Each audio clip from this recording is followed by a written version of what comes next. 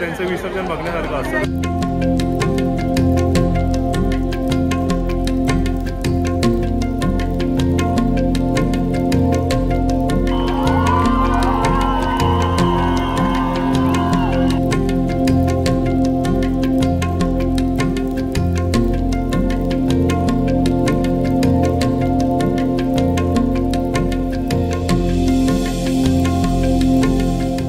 Good morning मित्रांनो. Good morning. नमस्कार मित्रांनो, स्वागत आहे तुमचं पुन्हा एकदा नवीन ब्लॉग मध्ये. तर आज आम्ही जात आहे गणपती विसर्जन बघायला आणि मुंबईचे सर्वात मोठे मोठे गणपती आज विसर्जन होणार आहे त्यांचं 11 दिवसाचं. तर तेच बघायला आम्ही चाललोय गिरगावला. आणि कुठे जाणार आहे, खेतवाडी वगैरे ते सगळे गणपती आज बघणार आहे आपण.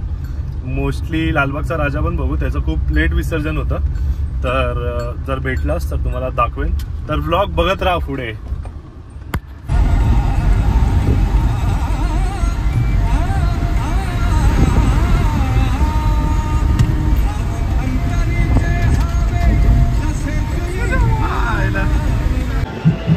हा गणपती बघ किती मोठा आहे.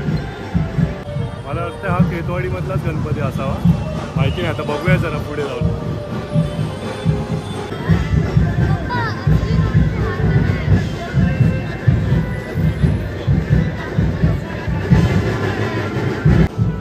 मानलं पाहिजे यार, या लोकांना काय वरतायत गणपती, एकदम प्रॉपर बसलाय इकडे.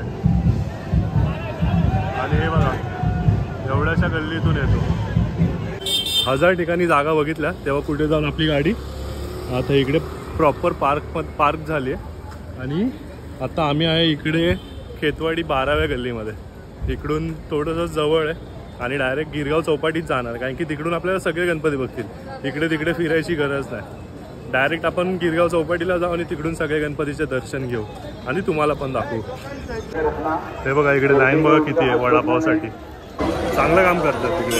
आता वडापाव वगैरे वाटतात, जेवढं त्याच्या हिशोबाने होतं. कोण पाणी वाटतं, कोण खायला वाटतं, तर ती चांगली गोष्ट आहे. पण लोक घाण करतात खूप. आता इकडे बघा ना, तेच पाण्याच्या बाटल्या बघा इकडे रस्त्यावरती टाकलेत. हे लोक वाटतात. आता मला वाटतं त्या लोकांनी असं कचरा टाकायची पण काहीतरी व्यवस्था केली पाहिजे, कारण इकडे कचरा टाकायला काय आहेच नाही, तर लोक पण काय करतील. तर सगळ्यांनी बघा इकडे टाकलेत. आता तरी गर्दी कमी आहे, मला वाटतं अजून मंडळं जास्त आली नाही आहेत, त्याच्यामुळे जरा शपथ का गणपती आहे. तर आता आपण सगळीकडे जाऊन असं थोडं गणपती बघू शकतो सगळीकडचे. इकडे मेन गर्दी आतमध्ये, कारण की सगळे लोक विसर्जन करायला आले छोटे मोठे गणपती घेऊन. आणि हे हेलिकॉप्टर कशासाठी आहे मला माहिती नाही.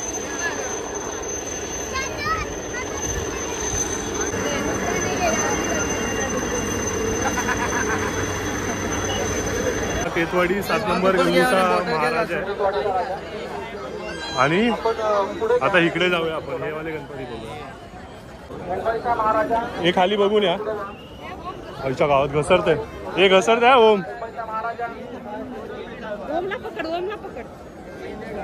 बघ मुनवॉक कर मुनवॉक. आईच्या गावात आहे, मला घेऊन जाशील, साऱ्या मला घेऊन जाशील. हे बघा ही आज खेतवाडी 6व्या गल्लीचा आहे. आणि हा बघावा, आता हे 2 बघावे लागेल, हे माहिती नाही कोणते. हा एक मिनिट.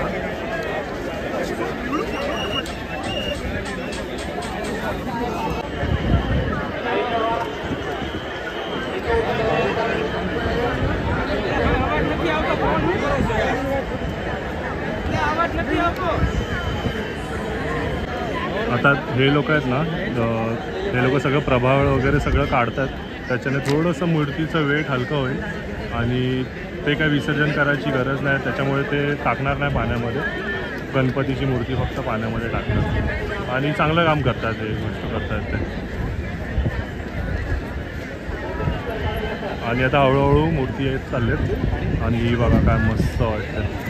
मला वाटतं महाराजांच्या रूपामध्ये त्यांनी गणपती बनवला, चांगला कॉन्सेप्ट आहे. ओम फॉरेनरने फोटो काढला तुला. तिकडे हे लोक आहेत, यांचं फोटो सेशन चालू आहे आणि ओम बरोबर तिकडेच थांबलेला त्यांच्यामध्ये. मस्त ओमचे घेतलेत फोटो 2-3.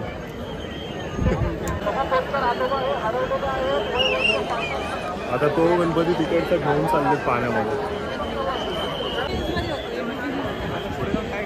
ओम पण दिसणार आहे आता जपानला. त्या बाहेर पोरीने फोटो काढला ओमचा.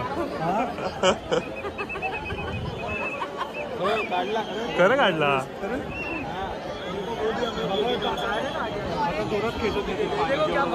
हा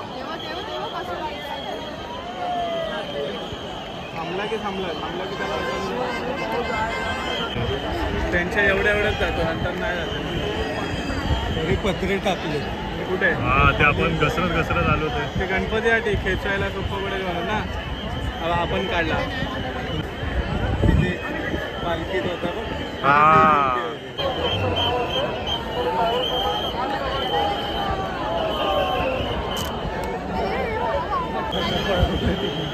सरळ जात होते तिकडे पहिले एका पायावर सरळ फोटो काढायचे.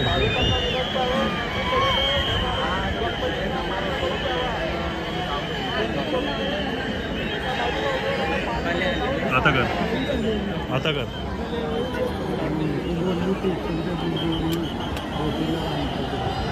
मागे बघता इकडे बघा किती गणपती झाले. 1 2 3 4 5 सगळे गणपती एकत्र आले. ते बघा पाणी शिंपडतात त्या गणपतीवरती. आता त्याचं विसर्जन करतात.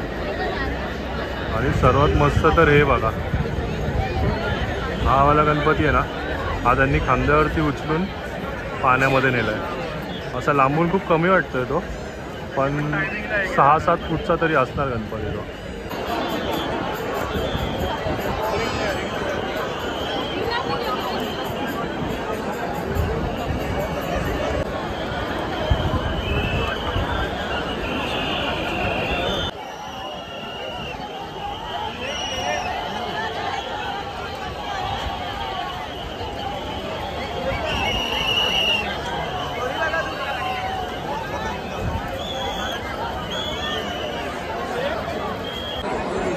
आता इकडे हळूहळू सर्व गणपती येत आहेत आणि जे नको हवं होतं ते पण येत आहे. हे बघा पूर्ण तिकडे पाऊस भरला आणि हळूहळू पाऊस इकडे येतोय. वाट लागणार आहे आता पावसाने. मस्त विजायला भेटणार आहे. मला माहिती नाही त्या कॅमेरामध्ये येत आहे की नाही, पण हे पूर्ण ढग असे भरलेत आणि ते पूर्ण लाईन्स दिसतात पावसाचे. त्याच्याकडे विचार नाही पिशवी आहे काय. हे बघा इकडे पूर्ण पाऊस भरलाय आणि ओम गेलाय पिशवी आणायला, कारण की त्याचा मोबाईल आहे ना पूर्ण कोम्यात गेलाय आणि जरा जरी भिजला ना तर डायरेक्ट रिपेअरिंग, म्हणून तो आता सगळीकडे पिशवी शोधतोय.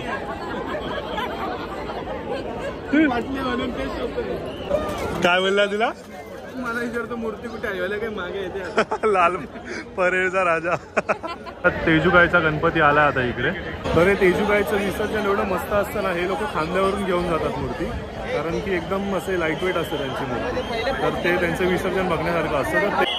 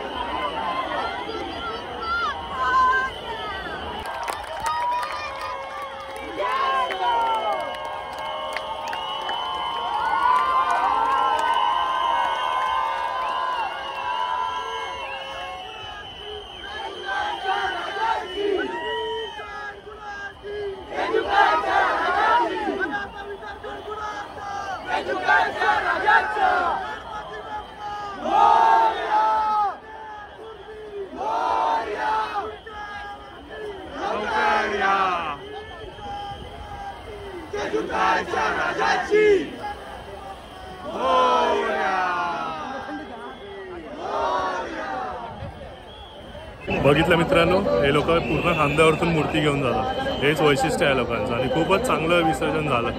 हे बघा आता इकडे परळचा राजा आलाय. तर त्याच्यासोबतच आम्ही लोक आतमध्ये जाणार आहे, कारण की सगळे मित्र वगैरे आहेत तिकडे ओळखीचे, तर त्यांच्यासोबत मस्त आतमध्ये जाणार, विसर्जन करणार आहे. आणि मला वाटतं हा मुंबईचा राजा आहे, तर तो पण बघायला आता चाललो आहे आम्ही.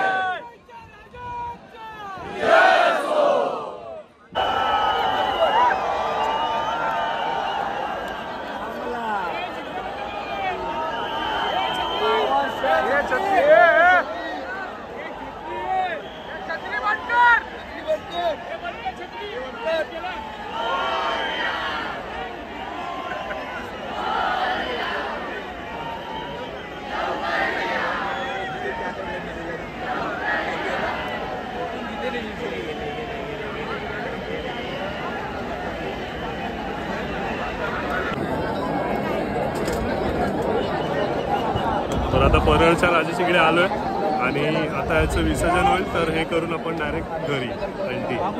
आणि आता सगळे मित्र वगैरे भेटलेत,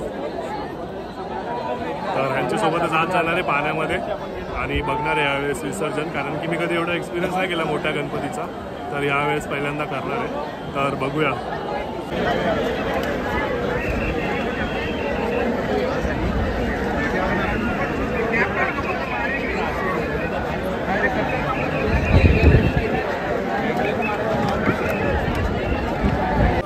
परत गेला तिकडे.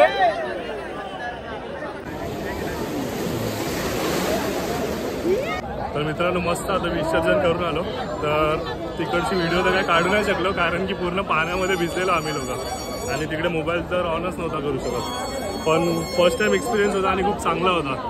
हे बघा मित्रांनो, परळचा महाराजा पण आम्हाला बघायला भेटला इकडे.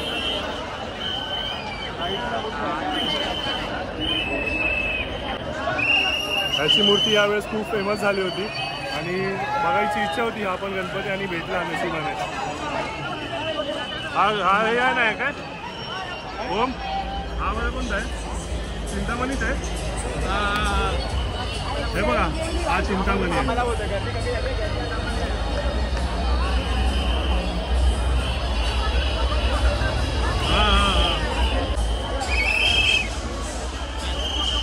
हे बघा इकडे चिंतामणी आहे आणि इकडे परळचा महाराजा आहे.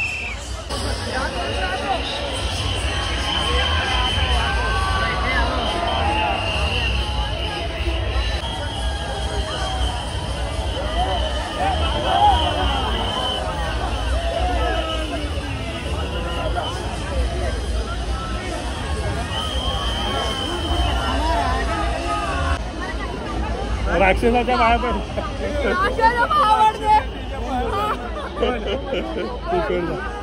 अरे भाई मित्र आहेत.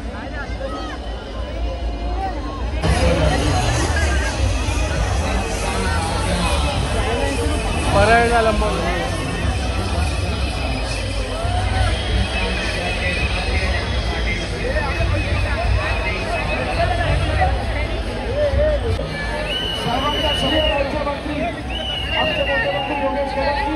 जे 11 दिवसाचे गणपतीचे दर्शन नव्हते झाले ना, ते सगळे आज आम्हाला बघायला भेटले आणि खूपच आम्ही लोक लकी आहे, एकदम सगळे बघायला भेटले. फक्त एक लालबागचा राजा नाही बघायला भेटला आणि तो खूप आतमध्ये असणार. तिकडे आता गर्दीमध्ये जायची इच्छा नाही आहे एवढ्या गर्दीमध्ये, कारण की खूप कंटाळा आला आता उभं राहून कंटिन्यू. मला वाटतं 7-8 तास तरी आम्ही लोक, 7-8 तास नाही जास्त झाले, 6 तास 5 तास तरी उभे असणार, 5 तास. हां, तर मित्रांनो इकडेच ब्लॉग एंड करतो आणि तुम्हाला जर ब्लॉग आवडला असेल तर नक्की लाईक करा, कमेंट करा आणि शेअर पण करा. Bye bye.